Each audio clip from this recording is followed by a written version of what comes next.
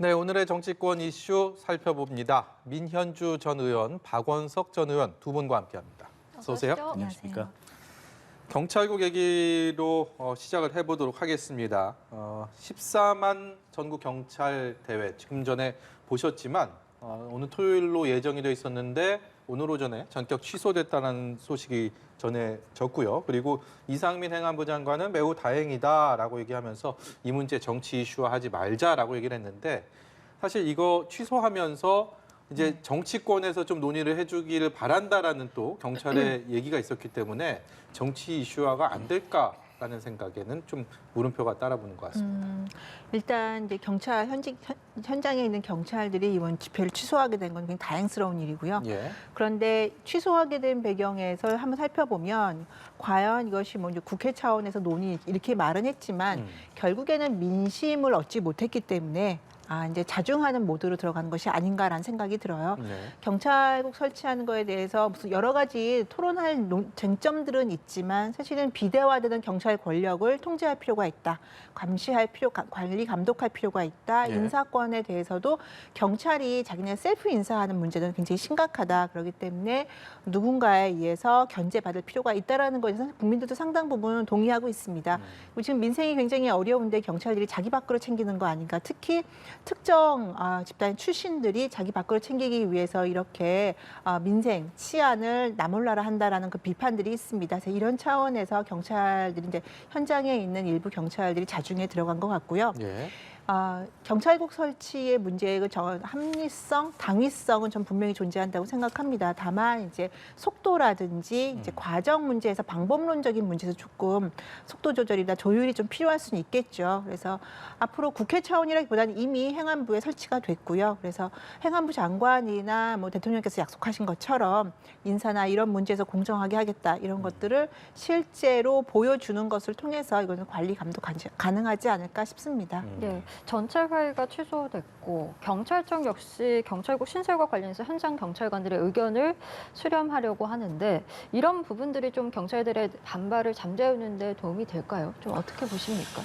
근데 이미 이제 뭐 국무회의에서 시행령이 통과된 마당에 이제 와서 현장 의견 수렴을 한다는 거는 요식행위에 그칠 가능성이 높다고 보고 다분히 이제 반발을 의식해서 지휘부가 뒤늦은 대응에 나선 건데 이제 큰 효과를 거두기는 어려울 것 같아요. 아까 이제 민 의원님께서는 여론이 별로 안 좋기 때문에 이번 주말로 예정됐던 전국 경찰 회의를 취소했다 이렇게 보셨는데 저는 오히려 1단계 여론전에 성공했다라는 판단 하에 일종의 앞으로의 여론을 의식한 완급 조절에 들어가는 게 아닌가 싶습니다. 일단 1단계 여론전에 성공했다고 보는 이유는 이게 이제 국회 청원이 있었는데 국회 청원이 20만 서명을 넘어서 상임위에 바로 상정이 되도록 됐습니다. 그런데다가 그 유삼경 그 총장이 밝혔듯이 아마 이제 이게 위헌 논란이 있지 않습니까?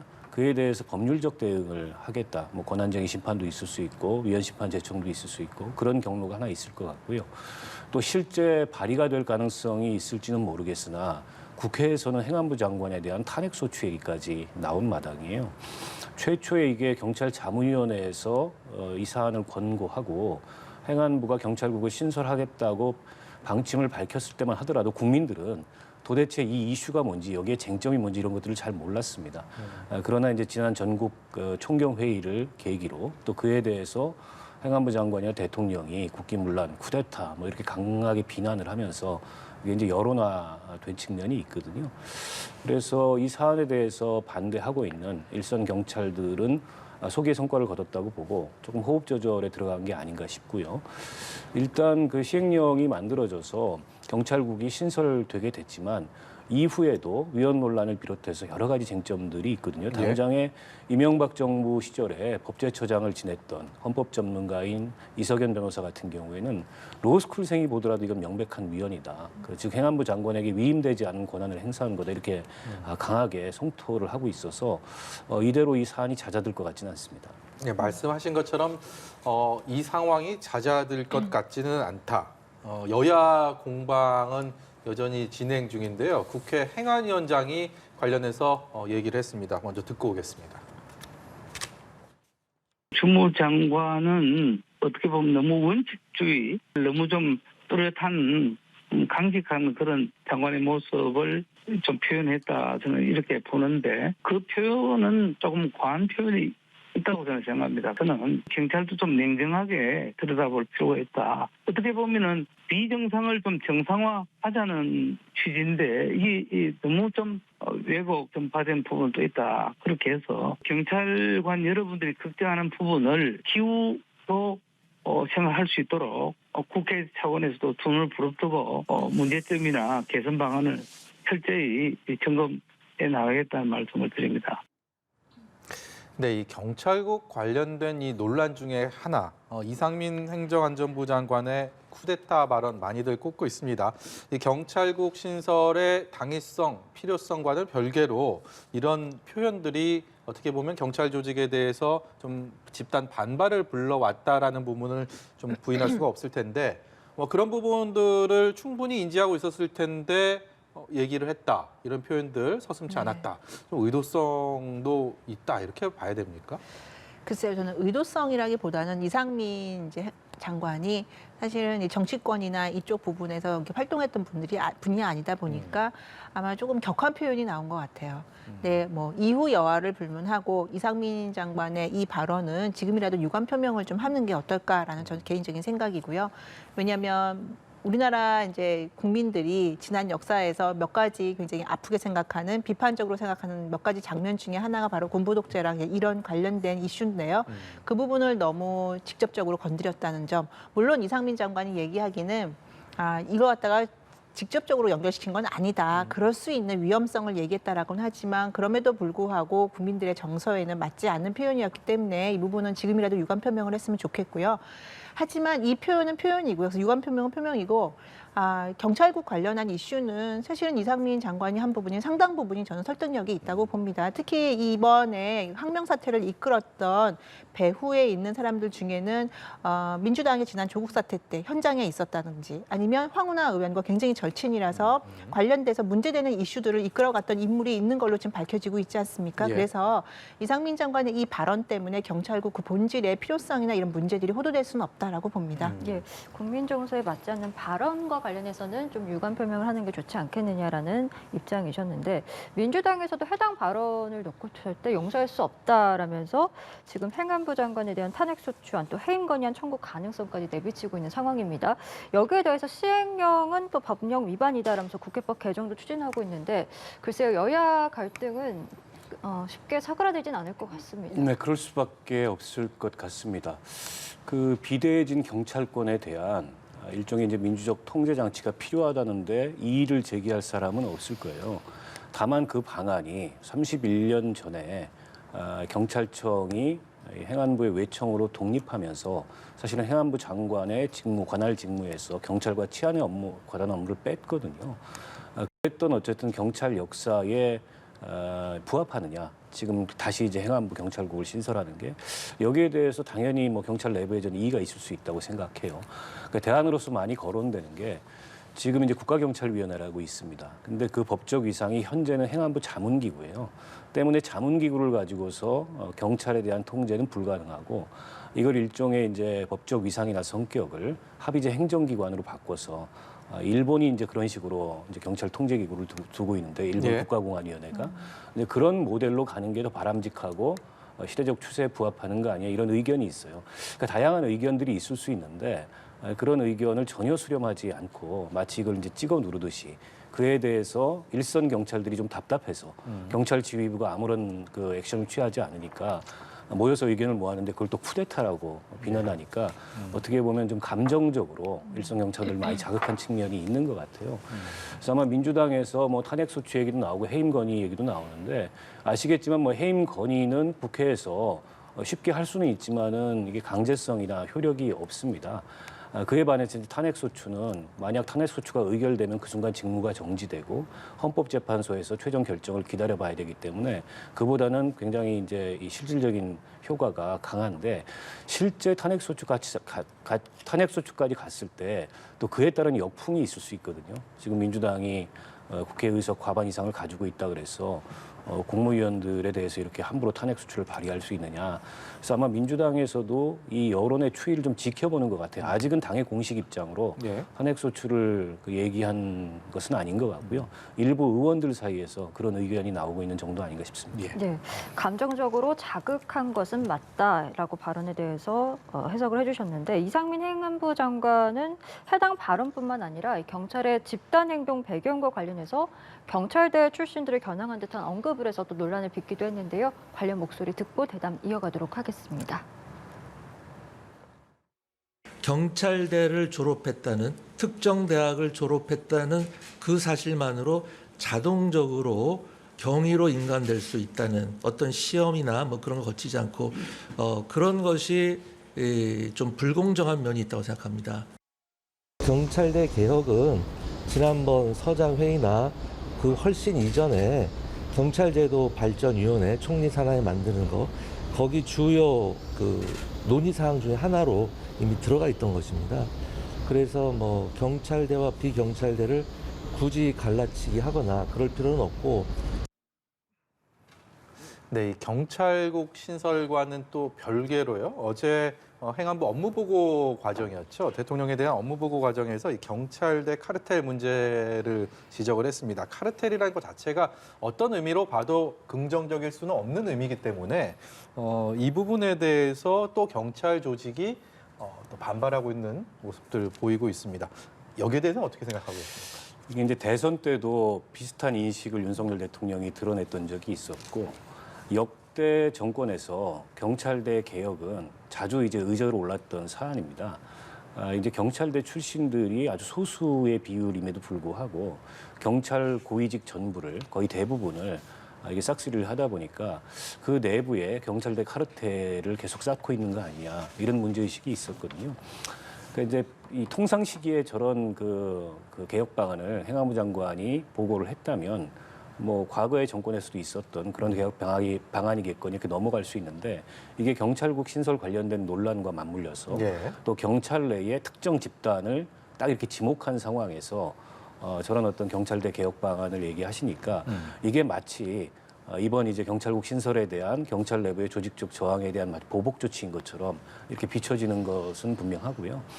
근데 이제 이상미 장관이 말씀하셨던 것 중에 논리적으로 잘 이해가 안 되는 건 경찰대는 그 경찰 간부, 유능한 역량 있는 경찰 간부를 육성하기 위해서 만들어진 특수목적 학교입니다. 그래서 거기를 졸업한 다음에 별도의 시험 절차 없이 예. 경위로 임관하는 건 마치 육군사관학교나 또 해군공군사관학교를 졸업하고 장교로 임관하는 거랑 똑같거든요. 그리고 경찰 간부부생을 양성하는 경찰 간부학교가 있어요. 그 경찰 간부학교를 졸업해도 별도의 시험 절차 없이 이제 경위로 임관을 하거든요. 과연 그것과 비추었을 때 경찰대 출신이 경찰대를 졸업하게 되면 경위로 임관하는 걸 현저하게 불공정하다고 할 수 있느냐. 그렇다면 육사, 해사, 공사도 동일한 문제점이 있는 거 아니냐. 이런 지적이 있을 수 있거든요. 그래서 어떻게 보면 지금 경찰대 출신들의 고위직 인사 독점이 심각한 건 사실인데 그건 인사정책으로 풀어야지 경찰대 설립의 취지마저 무력화시키겠다라는 건 좀 맞지 않는 것 같습니다. 네, 뭐 일각에서는 경찰대 출신들을 이제 특권 세력으로 규정을 하고 그리고 경찰대 좀 비중이 큰 비경찰대 경찰관들에게 좀 경찰대 폐지 검토, 순경 출신 발탁 확대 뭐 이런 당근책을 좀 내놓는 것이 내부에 지금 이런 반발들을 좀 잠재우기 위한 전략이 아니냐 이런 시각도 있는 것 같습니다. 좀 어떻게 보고 계신지요? 글쎄요, 저는 이제 물론 이제 아까 박 의원님 말씀하신 것처럼 경찰대는 특수 목적을 가지고 있고 경찰 엘리트 또는 이제 잘 훈련된 그런 인재 양성을 위한 목적이 있는 거는 맞는데요. 처음에 저는 진입할 때 간부로 진입하는 그 문제보다는 경찰 내부에서 비경찰대 출신의 승진 사다리가 거의 존재하지 않는다는 이 문제를 더 지적하는 게 적합한 것 같아요. 그래서 이상민 장관 입장의 발언에서도 사실 경찰대 문제를 진단을 하고 졸업 이후에 바로 간부로 진입하는 그 문제보다는 사실 이 승진 사다리를 더 강조했어야 되는 게 아닌가라는 생각이 들고요. 아시겠지만 이미 발표가 많이 됐지만 비경찰대 출신으로서 간부까지 가는 게 2% 정도밖에 안 된다고 예. 이미 나와 있습니다. 예. 그리고 우리가 뭐 익숙한 영화에서도 항상 나오는 대사가 경찰대 출신이야 아니야 이런 걸로 인해서 비경찰대 출신들이 굉장히 홀대당하고 무시당하는 것들을 많이 보아하는데 그래서 국민들에게 굉장히 익숙한 장면들이죠. 그래서 행안부에서 과연 어떻게 이 비경찰대 출신들이 자신의 능력에 맞게 공정하게 그 이후에도 승진 사다리를 통해서 올라갈 수 있느냐. 그러니까 일을 잘한다면 성과가 있다면 몇 계단을 올라갈 수 있는 이런 것들. 그리고 또 하나의 그 카르텔이라는 문제는 경찰대 출신들이 서로 자기들만 끌어주고 밀고 당겨주는 이런 것들은 이미 공공연한 관행처럼 되어 있거든요. 이것들을 어떻게 제도적으로 바로 잡을 것이냐 이 부분에 행안부가 좀 노력을 기울여서 국민들께 제도적인 보완책을 마련해서 발표하는 것이 중요하다고 봅니다. 예. 다른 주제로 넘어가 보도록 하겠습니다. 어제 저녁이었죠. 권성동 국민의힘 원내대표 국회 본회의장에서 윤석열 대통령과 나눈 대화, 휴대전화를 통해서 공개가 되면서 파문이 일었는데요. 관련해서 목소리 좀 듣고 이와 관련된 얘기 좀 해보도록 하겠습니다. 그 사적인 문자 내용이 저희 부주의로 인해서 유출 공개되어서 국민 여러분들께 심려를 끼쳐드린 점에 대해서 당원 및 국민 여러분들께 송구하게 생각합니다. 그리고 지금 뭐 제가 아는 한 우리 대통령님께서 이를테면 당무는 당과 지도부가 알아서 잘 꾸려나갈 일이고 대통령께서 무슨 뭐 일일이 지침을 주시거나 하신 일이 없습니다. 예, 어떤 내용의 대화인지는 뭐 시청자 여러분들도 잘 아실 거고 네. 이 문자, 이 메시지에는 3명의 관련 인물들이 크게 있습니다. 권성동 대표가 있고 또 윤석열 대통령과 이준석 당대표 뭐 이렇게 이 등장 인물들이 있는데 먼저 권성동 원내대표 지금 사과를 하는 모습 보고 오셨는데 좀 이런 표현들도 그렇고 본인이 또 고개 숙인 이 상황들 또 당의 위기 상황에서의 이런 예기치 않은 상황들 굉장히 난감할 것 같습니다. 앞으로 또 리더십에는 혹시 상처는 없을지 이런 부분들도 궁금하고요. 지난번에 이제 권성동 지금 이제 권한 직무대행이죠. 예. 대표가 했었던 구급 공무원 때문에 사실 국민적으로 되게 이슈화가 됐었죠. 그래서 그때도 다음 일주일 어떻게 잘 지내느냐, 어떻게 잘 리더십을 회복하느냐에 따라서 당이 좀 안정화가 되고 지금의 국정 운영에 동력이 좀 되지 않을까 집권 여당이 돼야 된다라는 이제 제가 취지로 말씀을 드렸는데 또 다시 이제 이런 이슈가 생겨서 굉장히 난감한 상황이고요. 그러니까 당이 한 고비 한 고비를 넘어서 빨리 뭔가 정책 대안을 마련해야 되는 타이밍에 그렇지 못한 이슈들로 그렇지 않은 이슈들로 이렇게 자꾸 소용돌이 치는 것 같은 매우 안타깝고 좀 답답한 심정이고요. 권성동 대표의 이 문자 관련된 거는 사실은 뭐 유구무원으로 국민들께 몇 번이라도 사과해도 좀 부족함이 없다고 생각합니다.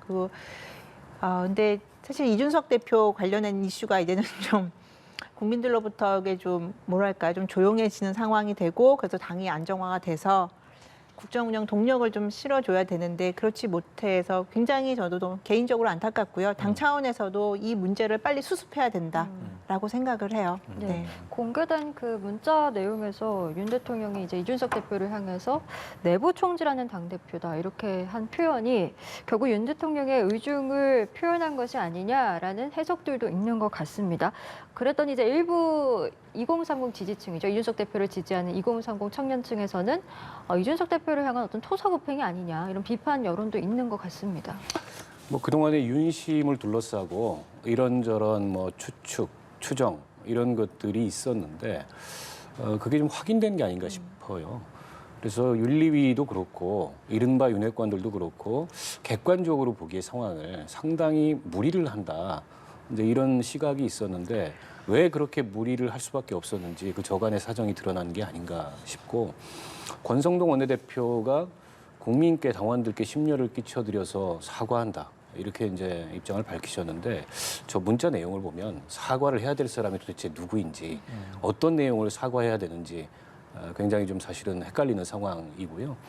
오늘 대통령실에서는 사적인 대화 내용이 노출돼서 국민 언론의 오해를 일으킨 점에 대해서 유감이다라고 얘기를 하셨는데 이게 의도하지 않았던, 원하지 않았던 노출에 대해서 유감이라고 표명을 한 것 같아요. 제대로 된 전 유감 표명이나 사과라고 좀 보기가 어렵고요.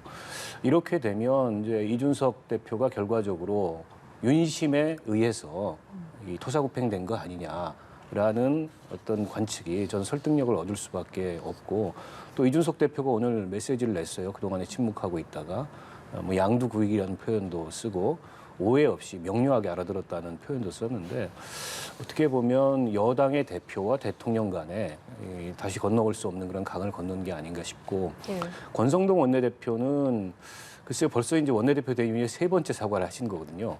처음에 검수완박법 합의했다가 사과를 했고, 지난번에 이제 구급 공무원 폄하 논란에 휩싸여서 사과를 했고, 이번에 또 사과를 했는데 리더십에 큰 상처를 입었고요. 본인 스스로도 굉장히 부주의했다고 생각합니다. 국회 본회의장에 중진 의원들이 주로 뒷자리에 앉는데, 사실은 당대표, 원내대표 이런 분들의 휴대전화 혹은 어떤 메모 이런 것은 늘 언론의 타겟이에요. 과거에도 그런 것들이 공개돼서 몇 차례 이제 논란이 있었던 적이 있는데, 권성동 원내대표처럼 경험이 많으신 분이 저런 중요한 메시지를 그렇게 노출했다는 게, 글쎄 일각에서는 그래가지고 음모론까지 나오는 것 같아요. 일부러 노출하는 거 아니냐. 왜냐하면 상식적으로 이해가 안 되니까. 예. 음모론 가능성은 저는 말씀하셨습니다. 전혀 그렇게 생각하지 않고요. 이런 것들이 개인적인 문자 내용이 유출됐을 때 그 파급력, 그 문제점들은 권성동 대표가 누구보다 더 잘 아는 정치인이라고 생각하고요. 이게 본회의장에 있으면 물론 다 알고 있어요. 위에서 카메라가 다 지켜보고 있고 언제든지 그 카메라 렌즈를 당겨서 집중 볼 수 있다는 걸 암에도 불구하고 박 의원님도 경험이 있으시겠지만 또 순간순간 또 메시지 확인하거나 또 급하게 문자 보낼 때가 있기 때문에 그걸 놓치는 경우들이 있습니다. 그래서 그런 상황이 아니었나 싶어요. 네.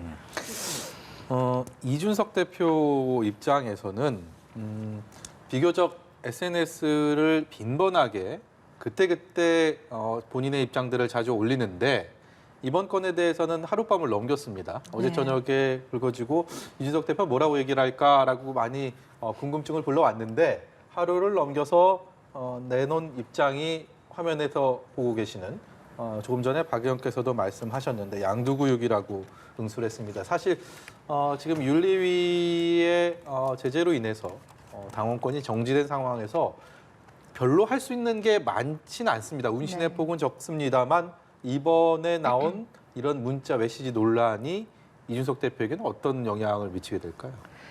이준석 대표가 어제 이제 하루 쉬었잖아요.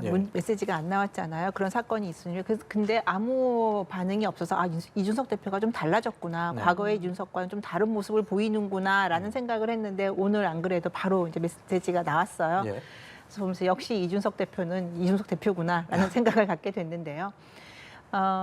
이준석 대표 입장에서는 굉장히 답답하고 그런 심정일 것 같아요.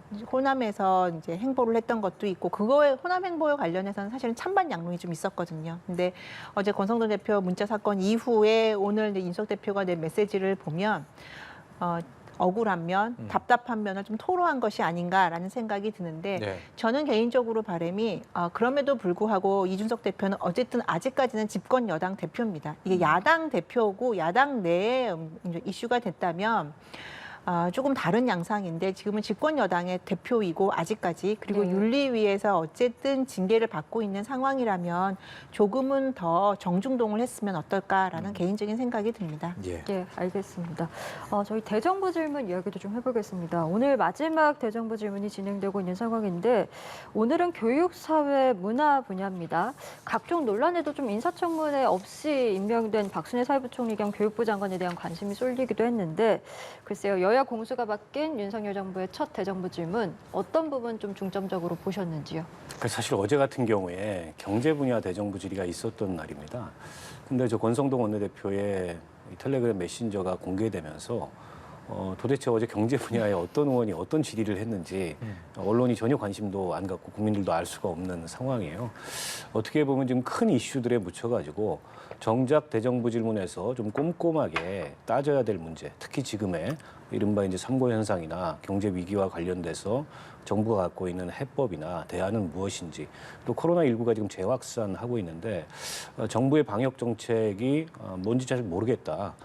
과학 방역을 말씀을 하시는데 그 과학 방역 실체가 뭐냐 이런 데 대해서 좀 비판적인 보도들도 많이 나오고 있거든요.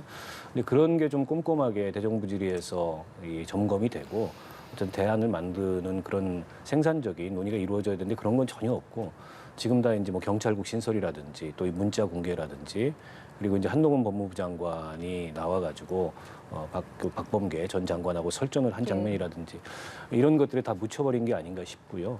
오늘도 교육문화 사회 분야인데 여러 가지 현안들이 있습니다. 근데 오늘도 여전히 뭐 경찰국 신설과 관련된 여진이 계속 대정부 질의장을 뒤덮은 게 아닌가 싶고 어떻게 보면 지금 원구성은 됐지만 아직도 윤석열 정부 출범 이후에 21대 국회가 제 역할을 하고 있다고 보기가 어렵거든요. 그리고 여야 간에 정말 중요한 의제들에 대한 접점이 형성이 안 돼 있는데 이런 정치 이슈들에 밀려서 정작 국회가 논의해야 될 중요한 어떤 민생 관련된 현안들이 좀 뒷전으로 가고 있는 게 아닌가 그런 점이 다소 우려스럽습니다. 그 말씀하신 김에 대정부 질문 관련해서 좀 질문 좀 드리고 싶습니다. 이게 좀 이슈 중심, 흥미 위주로 가다 보니까 좀 아쉬움을 항상 많이 남기고 비단 이번 대정부 질문뿐만이 아니라 과거에도 그런 것들이 반복되어 오지 않았습니까? 두 분이 의정 활동하실 때도 사실 좀 가려운 곳을 묻고 그리고 좀 시원하게 긁어주는 그런 답변들이 와야 되는데 그렇게 느낀 적이 별로 없는 것 같아요. 그 부분에 대한 좀 근본적인 좀 개선안이나 이런 것들은 좀 어떻게 보세요? 대정부 질의에 의원들이 임하는 자세 중에 물론 이제 말씀하신 대로 교과서적이고 이론적으로는 정말 문제가 되는 정책, 인기가 없는 정책이라도 꼭 필요한 것들에 대해서 질의를 하고 개선 방안을 마련하는 게 대정부 질의이긴 한데요. 특히 야당을 중심으로 해서는 야당 의원들 같은 경우 이 대정부 질의가 본인들이 언론에서 언론에 어필할 수 있는 굉장히 좋은 기회입니다. 한 30분 동안을 거의 단독샷을 받는 거나 마찬가지이기 때문에요. 그저께 박범계 전 장관, 박범계 의원의 대정부 질의 보셔서 아시겠지만 한동훈 장관을 놓고 이제 할 때 상당 부분을 호통을 치면서 하거든요. 그러니까 실질적으로 법무부의 이슈나 아니면 뭐 큰 틀에서의 국정 운영 방향이라기보다는 개인적으로 공격하고 싶은 포인트를 잡는다든지 그래서 의원들이 이 대정부 질의를 통해서 국민들에게 어떻게 하면 인지도를 높이느냐, 각인시키느냐에 너무 초점을 맞추는 것이 아닌가라는 생각이 들어요. 그래서 이거는 뭐 제도적으로 할 수 있는 문제가 아니라 이미 제도는 다 잘 돼 있고요. 의원들이 스스로 자정 노력을 할 필요가 있다라고 저는 생각합니다. 박 의원께도 관련된 견해 좀 듣고요. 마무리하겠습니다. 뭐 의원들의 노력도 필요하고요. 정부도 동시에 좀 노력을 해야 됩니다. 사실은 국민을 대표해서 그 국회의원들이 묻는 것에 대해서 특히 얼마 전에 있었던 한동훈 장관의 답변을 보면 마치 전직 법무부 장관을 비꼬거나 빈정대기 위해서 나온 사람처럼 일일이 지난 정부 때는 어땠냐, 지난 정부 때는 그러지 않았냐, 이제 이런 태도를 가지고 답변했는데요. 그건 저는 굉장히 부적절한 태도였다고 보고 이상민 그 행안부 장관도 마찬가지죠. 물론 이제 경찰들의 집단 행동에 대해서 우려를 갖고 있는 국민들도 있지만 거기에 불을 지른 장관의 그런 부적절한 발언에 대해서 거듭 이제 야당 의원들이 문제 제기를 했는데 전혀 그런 문제 제기를 수용하지 않는 그런 태도를 보인 건 이 정부의 국무위원들이 국회에 나와서 이 의원들의 질의에 답변을 함에 있어서 뭔가 이게 좀 기싸움을 하거나 대결을 하려는 듯한 모습으로 비추는 것은 적절치 않은 것 같아요. 그래서 사실 뭐 지금 이 국회가 개원은 됐습니다만 지각 개원이나 혹은 이번 대정부 질의에서 질의 공방이 이루어지는 걸 보면서 여러 가지 좀 비판적인 문제의식을 국민들이 많이 가지셨을 텐데 그런 점을 의식해서 야당도 노력하고 정부도 노력하고 여당도 노력을 해야 된다고 봅니다. 대정부 질의 본연의 의미가 퇴색되지 않도록 정말 초당적인 노력이 필요할 것 같습니다. 오늘 두 분 말씀은 여기까지 듣도록 하겠습니다. 민현주 전 의원, 박원석 전 의원과 함께했습니다. 오늘 말씀 고맙습니다. 고맙습니다.